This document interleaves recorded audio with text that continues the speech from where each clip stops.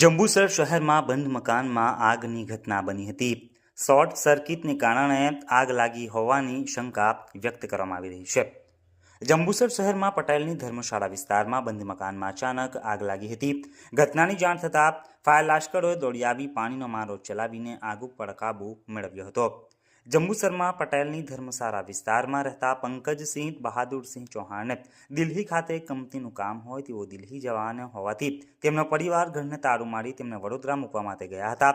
દરમિયાનમાં કોઈ કારણોસર તેમના બંધ મકાનમાં આગ લાગી હતી। જોત જોતામાં તેમના ઘરમાંથી ધુમાડા ઉડતા લોકોએ પાણીનો મારો ચલાવી આગ ઓલવવાનો પ્રયાસ કર્યો હતો।